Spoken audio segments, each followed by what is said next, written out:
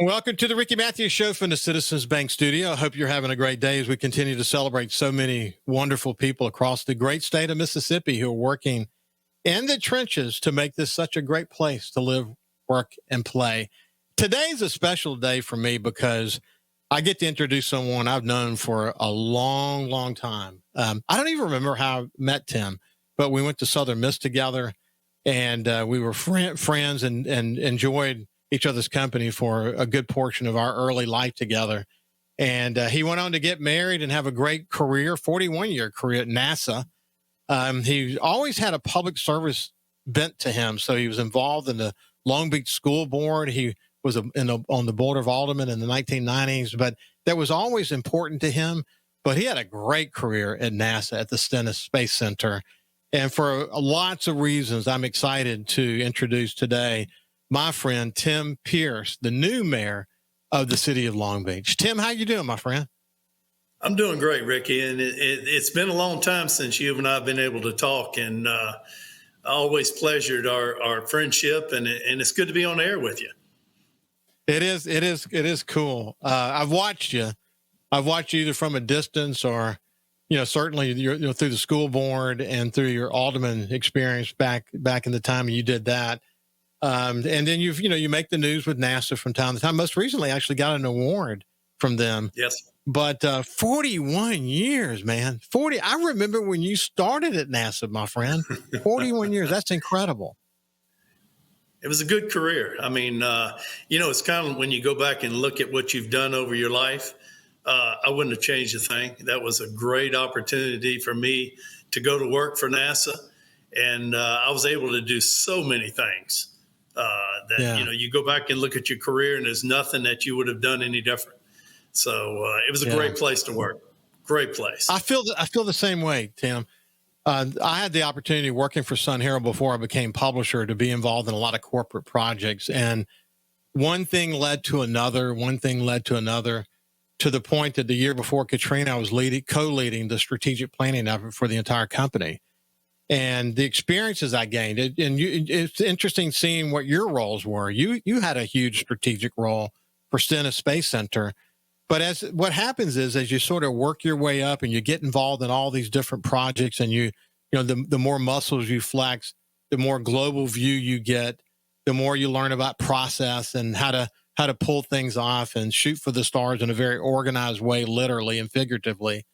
But those experiences they changed me as a leader. They made me a better publisher, a better community leader, and everything. And the same thing holds for you. And it's strange how that aspect of our careers are very similar. Mm-hmm. It really is. Like you said, I had a lot of different experiences with NASA. Started out in the chief financial officer's office as the lead in the resources, and did that for a while. Then I went into center operations and became the chief of the planning development division, the master planner for Stennis Space Center. I did legislative affairs for Stennis Space Center for a couple of years. So everything that I learned over the time that I worked with NASA is really helping me as a mayor today in our city. So you can relate to different things because, NASA Stennis Space Center is a federal city. So we do all the same things the city does today. We were remote from everybody else by design because we tested rocket engines. And so it was just kind of a natural fit when I came back and ran for mayor.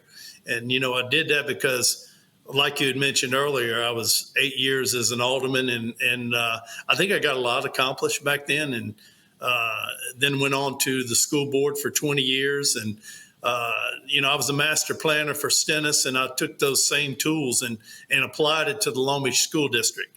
And I think you can go look at the Long Beach School District today and really see a big change. So it's good to look back over your career and know you made a change. You made a difference. And I feel like in the role with NASA and the school and the city alderman, I made a difference. And so that's what life's all about, I think, is, making things better than they were when you came. And I feel very good about my career. I could see it so clearly. Someone once said to me that you fear the local politicians who sees getting elected as a promotion in life. Mhm. Fear those politicians. You get what I'm saying? That what we've had in coastal Mississippi for the most part are a string of mayors, especially, and this is true of other positions as well, especially in the mayor's ranks. Men and who have gone to do great things in their careers and who have decided to give back to their communities. And in fact, when they made the decision to give back to their community by running for mayor, it was a family decision. They knew it was going to be extremely disruptive.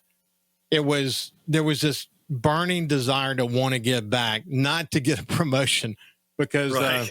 you had just ended a terrific 41-year career at NASA and could have rode off into the sunset. But you had the opportunity to do this. And again, it was a family decision. But it makes a big difference, man, when you come into it to say, listen, I've had my 15 minutes of fame. What I'm going to do now is I'm going to give back to the community. And it's got to be cool to be in that position.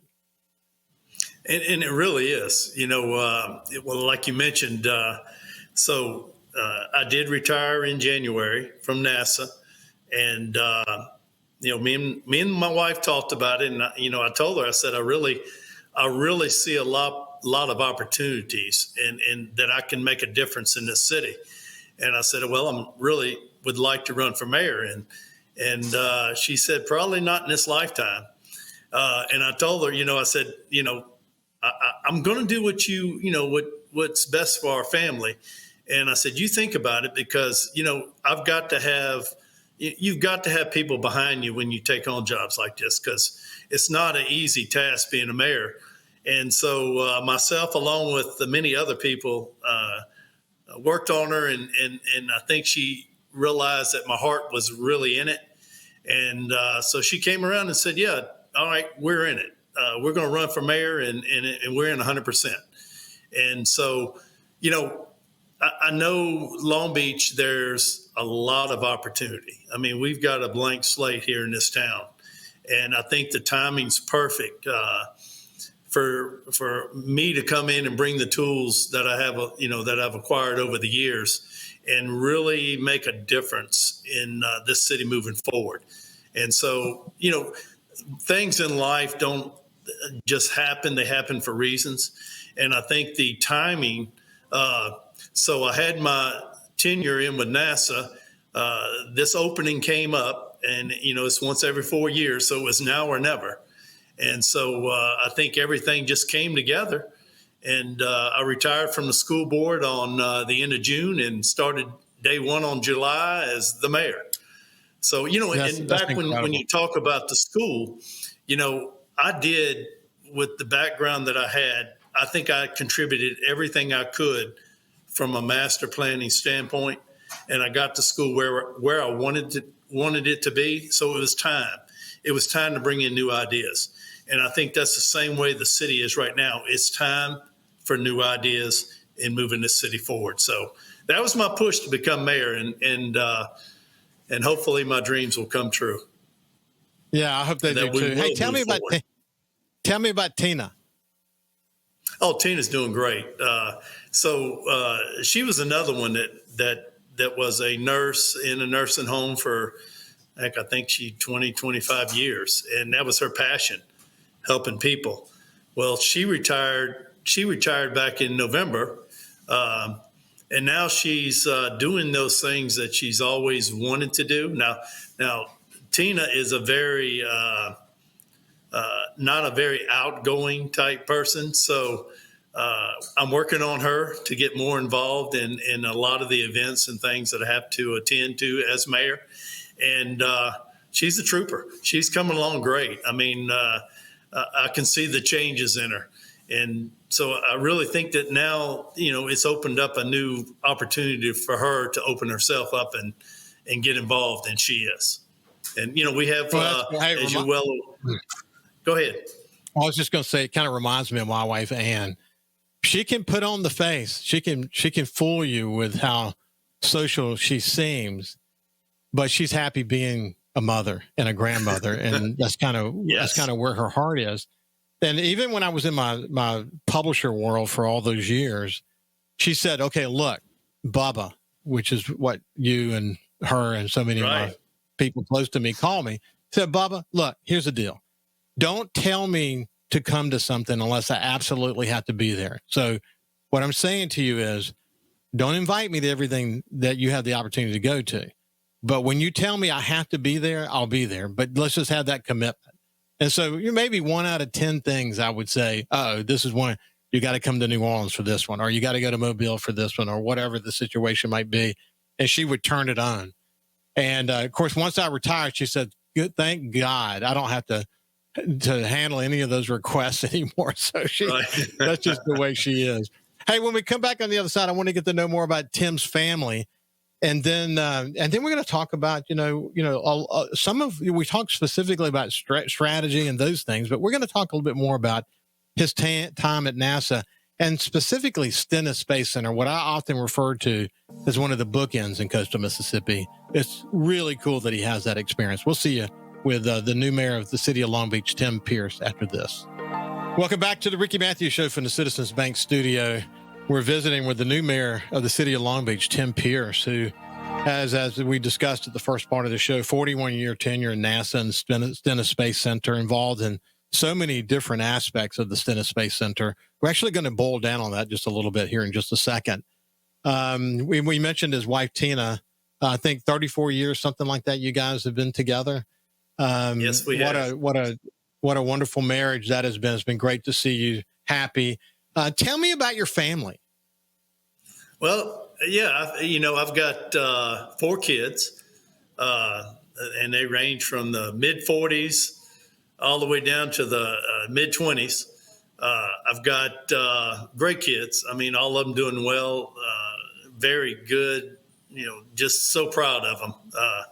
I've got 6 grandkids now, and so I've got them from high school. One just graduated from high school all the way down to a 4-month-old. And that's part of the reason Tina wanted to retire, to spend more time with those grandkids. And if you remember, so I had a house that I lived in back in Long Beach that I really bought from my family, and so after Katrina, my parents lived across the street. It was kind of washed away, so they had passed, and so I built across the street and built me a new home. And actually, my daughter ended up with the house I grew up in, which is right across the street. I've got a 4-year-old grandson and a 4-month-old grandson, and so Tina is in heaven. Being able to spend time with those kids and to help my daughter along with it's tough raising kids nowadays, and It is.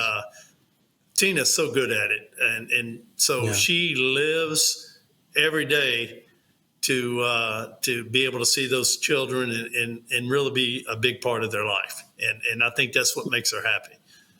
Well, Ann is the same way, Tim, and I'll admit I am the same way as well. I can't. Like some grandparents, they want to go travel and God help them. God, give them all the travel they want. But for me, I could care less about that. I really kind of want to be here. And if we got to keep the kids, man, I'm thrilled by it, so we'll go swimming or fishing and spend time together. And I can't get enough. Some of that some of that's just me, but some of, experiences of Katrina and, various lessons along the way about how much to value those around you and how important they are. And as we get older, we know, at least I learned, the older we get, the more we realize kind of our days are numbered. I started doing the math the other day. I turned 68 years old last week, and I started doing the math on my 4-year-old grandson, Liam. When he turns 20, and I'm like, oh my God, I'm not even going to be here probably. It's hard to, when you think that growing old in that respect is terrible. And so when I think in those terms, I'm really kind of soaking up today as best I possibly can, making as big an influence as I can, having fun as much as I can. I mean, you probably feel the same way, don't you? Oh, there's no doubt about it, Rick. Because it's funny because I had those same thoughts with my 4-year-old grandson and my 4-month-old. And it's kind of like when you're coming up in your career, and it's all about work. When you're really trying to move up that ladder and be somebody. And as you get older, I think you kind of relook at things. And really realize that family is so important. Yeah, you can do this at work and that at work, but it's the time you spend with your family that I think really counts. And the things at the end of the day, that's what really matters. It's your family. And I'm at that stage right now to where, being mayor and all the time being involved with the community and being involved with my family, it just fits. Yeah. Yeah, really going Yeah. back and I was just going to say, what's interesting about that is that I think at least we should understand this. The older we get, as we think about legacy, legacy. When we go, the lights aren't going to blink. I mean, let's face it. We're here today, and we're not going to be here the next day. So, what is the thing that we're going to do that's going to make the biggest difference? It's going to be to pass some enduring values to our children and our grandkids, and make them as solid as citizens, as good a people as they possibly can be. That's the key. I'm always struck by George Schlegel, who had so much success in his life as the chairman of the board for Hancock. He resigns to run for the mayor of Gulfport. He had all this success that you could ever want, but he wanted to give back. It's similar to you wanting to give back to the city of Long Beach like you want to. He felt the same way. And not long before he passed away, George was a dear friend, and he'd been on the show several times, and we worked together in the community lots, long before Katrina, after Katrina, and so on. But I was struck, and for people who are regular listeners have heard me say this before, it's good to be reminded of it, that when I asked him what does he want his legacy to be, or how does he want to be remembered, he would said, I don't want to be remembered. That's kind of a shocking answer. You think, gosh, of course he's going to be remembered. But he said, no, I don't. He said, if the things that I helped put in place, if we continue to do those things, and that causes young people to want to come back here to the coast if they had to leave to further their career and they come back here, or it causes others to stay here and enjoy our paradise. He used to refer to coastal Mississippi as paradise. Then I would have achieved my goal. I mean, what a beautiful way to say, and also what a beautiful way to say his understanding of what legacy really is at the end of the day, because it is the things we do. It's the things we leave behind. It's the hearts we leave in our children and the soulful people that they are. That's where the most value is.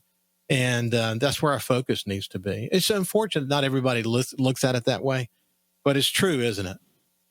It is true, Rick. I tell you, and that's what I feel. What I'm able to do today, especially when it comes to quality of life, and Long Beach is such a great place to live. I want to make sure that whatever we do going forward, we always keep quality of life in mind, and just smart growth. I mean, I look back at my times down at our harbor fishing off the rock pile.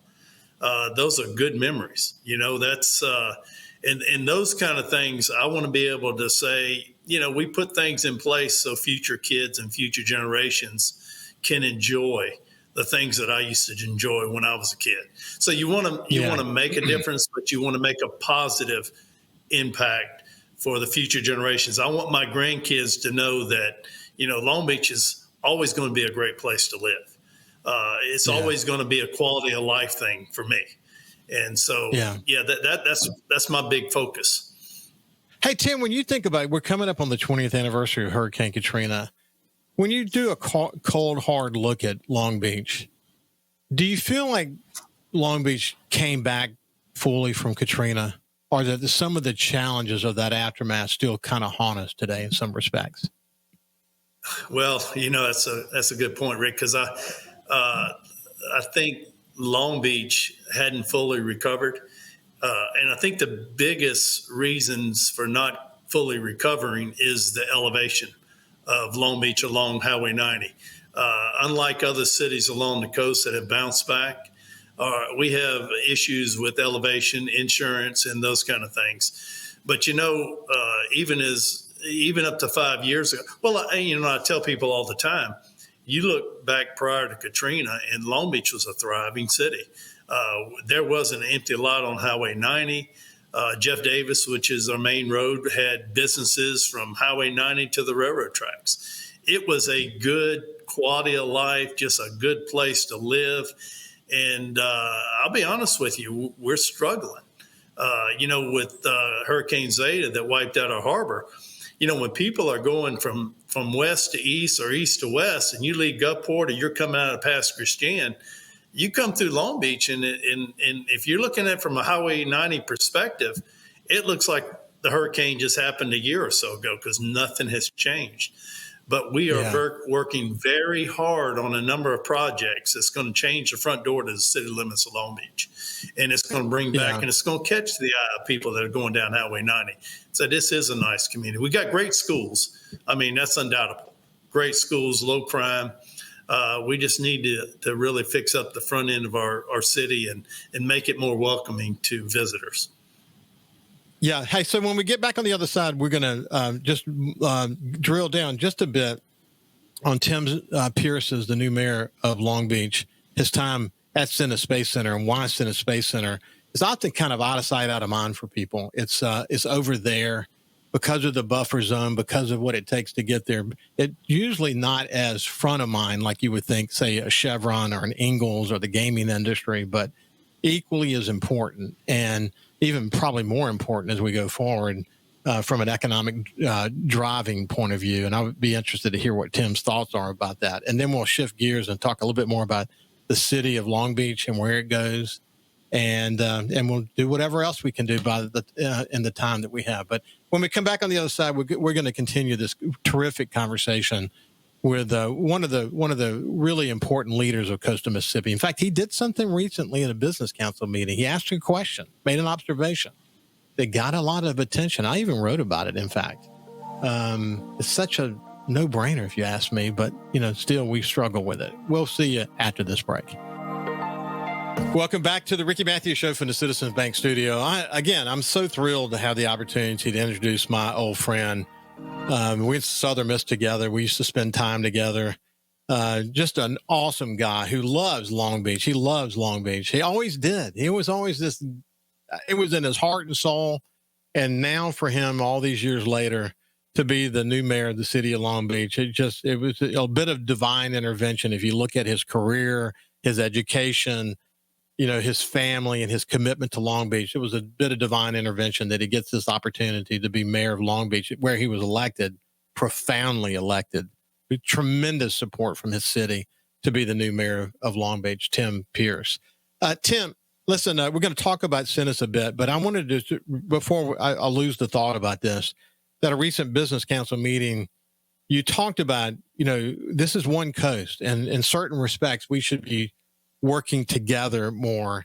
And it got a lot of attention. I actually wrote about it because it fit perfectly with this notion that I'm pushing, that we have a coastal Mississippi Regional Economic Development Alliance and start working together. The ports, the universities, the economic development organizations, the chambers work together on big projects like they're doing in the Florida Panhandle, like they're doing in the Golden Triangle, like they're doing in the area around Oxford and so on. We need to do that here.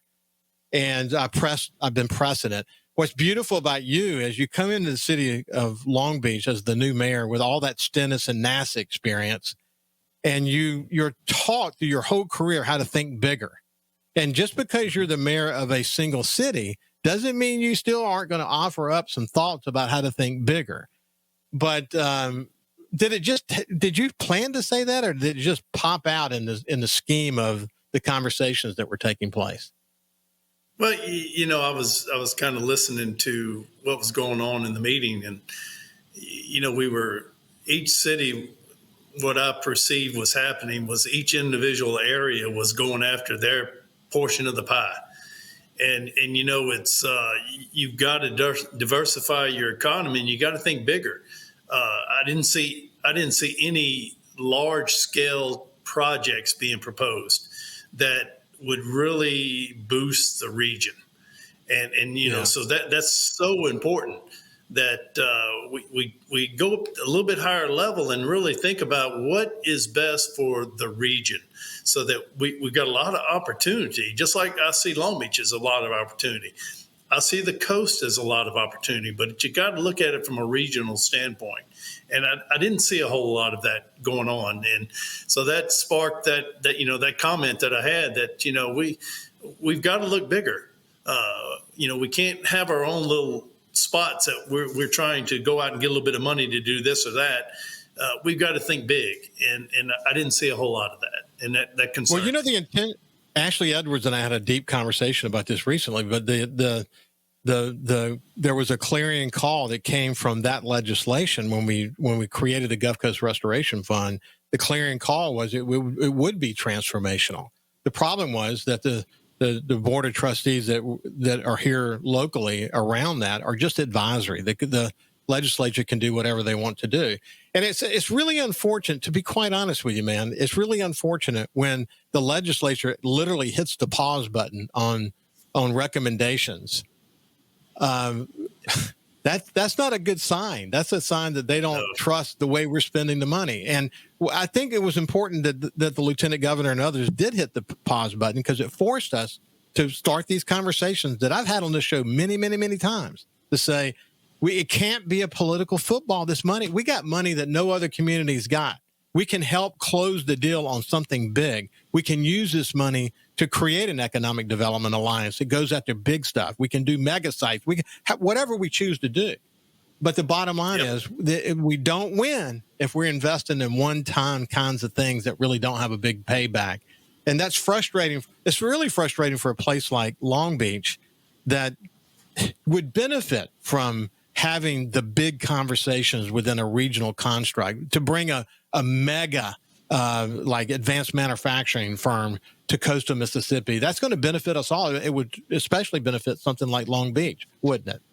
Mm-hmm. Yes, it would. That we're a bedroom community here, and it would help us a lot. But the process kind of lends to what I see is happening. You've got elected officials that are in there for 4 years, and what can I do in my 4 years to make a difference?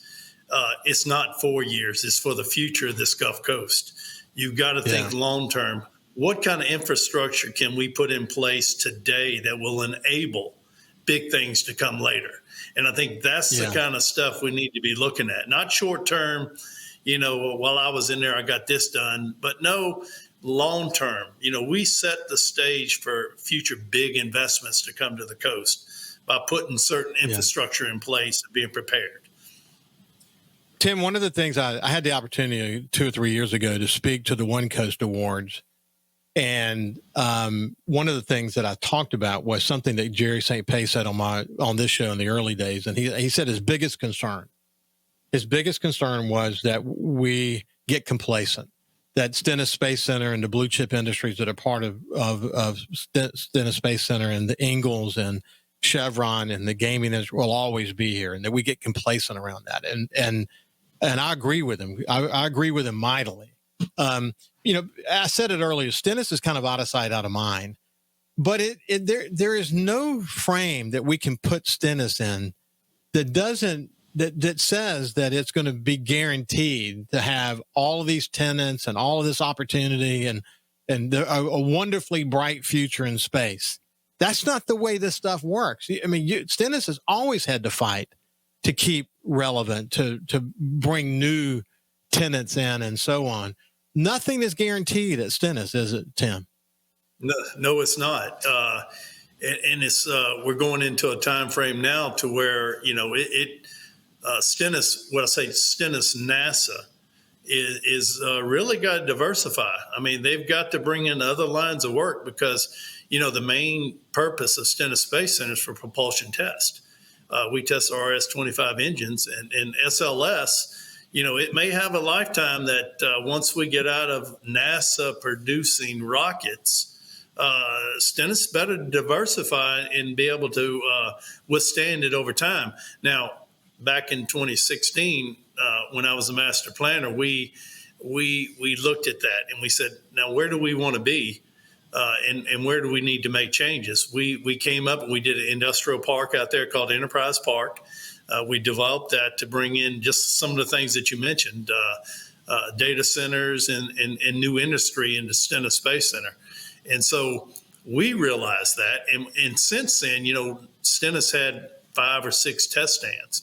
Well, we realized that the commercial space launch services are the ones that are going to need those test stands for future testing. It may not be NASA. And so we worked very hard on bringing Rocket Lab and other companies, Relativity Space, into Stennis, and we leased out some of those test stands. But you always got to be ready for changing times. And like you said, you can't become complacent, or you're going to be in trouble long term. And thank goodness that we made those shifts with NASA to try to assure that we would always be relevant on the Gulf Coast. Now, we've got 50 tenants out there. We've got about 5,000 employees, but that's other tenants. So we're all the time working, in order to build Stennis up and make sure that we are a big part of the Gulf Coast and the region in South Mississippi. Yeah, it's going to be interesting.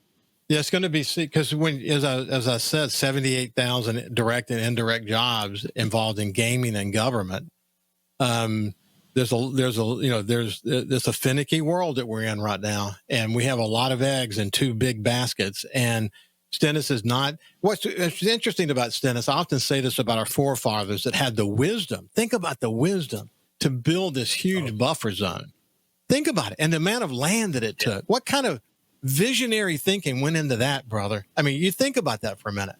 And so, when I talk to John Harrison, he thinks about Stennis as being one of those transformational moments. Gaming in the early 90s, one of those transformational moments. What's the next transformational moment? And I'm not saying that Ingalls' growth and Bollinger's growth and these things aren't incredibly important. Those are the things that make this an economic engine for the state. But where's the diversification coming from? Where's the next big thing coming from? This is not an incremental conversation I think we should be having.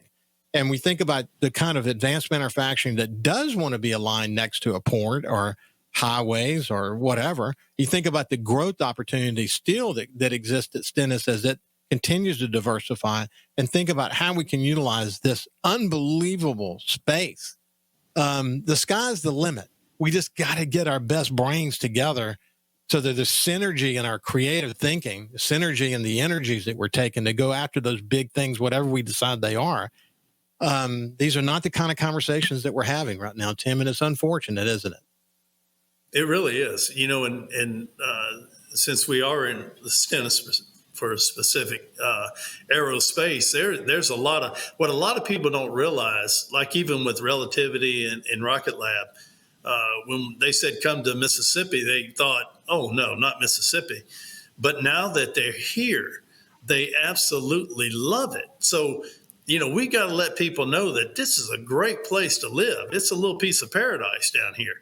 And I think if everybody else knew the quality of life that we have and this opportunity that we have, we could bring in a lot of business. There's no doubt about it. We're visiting with Tim Pierce, the new mayor of the city of Long Beach. When we come back on the other side, we'll talk about what's next for the city. We'll see you after this. Welcome back to the Ricky Matthews Show from the Citizens Bank Studio. We're visiting with Tim Pierce, my old friend, Tim Pierce, 41 years at NASA. And he still had time to serve a long time on the school board in Long Beach. Really at a time after Katrina, it was some of the most important formative years for the school system of Long Beach. And then, of course, he had spent some time in the 1990s on the Board of Aldermen, but always giving back. And now in retirement, he runs for mayor. He gets overwhelmingly voted in. And now he's hit the ground running. But all that experience from Stennis and all this stuff, man, we got so much we'll be able to talk about in the future about how to raise the bar for coastal Mississippi. Because at the end of the day, Tim, we're a collection of small communities. We are. We don't have a central, big city that all the rest kind of are around. And the other thing is, we're not 360 degrees. We're 180 degrees because of the shoreline. And we have to figure out how to make that proximity, that blue economy proximity, that maritime relationship, a killer advantage for us, like it is for Stennis, like it is for the ports of Gulfport and Pascagoula, and so on. So much there to talk about as we go forward. But let's in this final segment, let's just kind of shift gears a bit. People have had the wonderful opportunity to see why you're the big thinker you are. But as you think about the city of Long Beach, now you get into the day-to-day work of doing the city of Long Beach. I mean, what's the first thing you do as the new mayor? Oh, wow. That's a good question. And so, that's just the way I think. I think long term.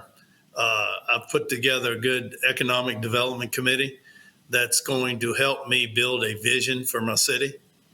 We're starting that off now. And then, from a vision plan, we want to move into a master plan so that we can time things out and really try to accomplish a lot of stuff in my tenure. Of course, I'm only going to be here 4 years, but, when I came in this term, there wasn't a lot of long-range planning, and it kind of surprised me.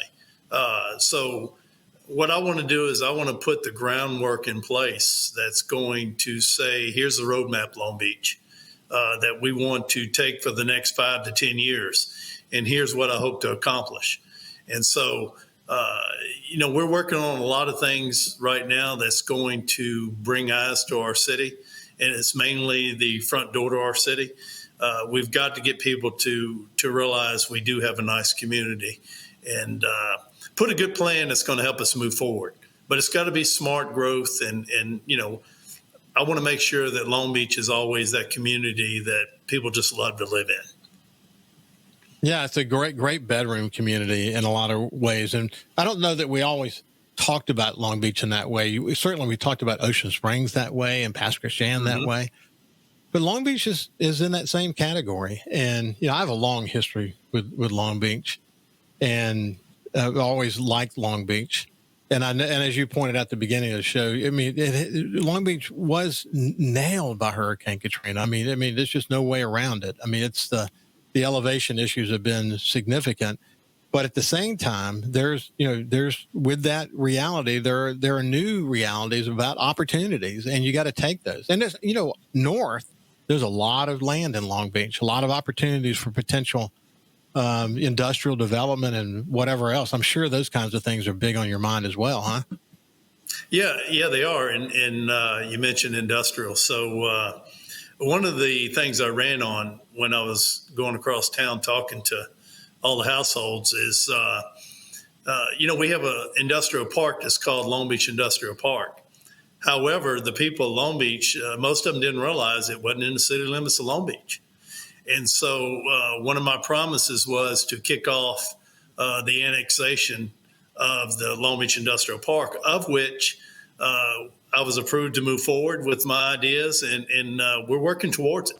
So I'm hoping, and I'm being very optimistic, but I'm hoping within the first 365 days of me being mayor, we're going to call that the Long Beach Industrial Park, and it's going to be in the city limits of Long Beach. And that will help to build, because, Long Beach is such a bedroom community, and we're upside down. Bedroom communities are survivals, but they can't compete with the towns around us. And so I've got to bring more business into this city. And you mentioned annexation possibly to the north. I got to bite off something I can get in the short term, which is the industrial park, which I hope will help us to move north towards the interstate. So got a lot of plans in place, long-term plans that I got to get moving on and at least set the stage for where we're going in the future. Well, listen, as both of us learned in our strategic planning careers, you can't go to where you want to go if you don't know where you are now. So having a really honest conversation about what did the numbers tell us? How do we compare? Where are best practice cities similar to ours? How are they achieving great success? Can we adopt some of those? Where is the low-hanging fruit? The industrial park is a great example of low-hanging fruit. But you gotta, I mean, it's a plan. It's saying, what's possible? How does a city like ours, situated where it's situated with some of the challenges that it has, how do we achieve great success? How do we not just be satisfied? how do we raise the bar for our city and make everybody excited about our future? And it may take 5, 10, 15, 20 years to get there, but we're going to have a plan to get there. I think that is so doable, but you got to have somebody like you that's willing to put the time in to lay down the plan to help us get to where we want to go. And congratulations on hitting the ground running, my friend. Thank you, Ricky. Yeah, it's been a pleasure. This has been the new mayor of the city of Long Beach, the first of many conversations we're going to have on this show. God bless you. Have a great day, and we will see you tomorrow.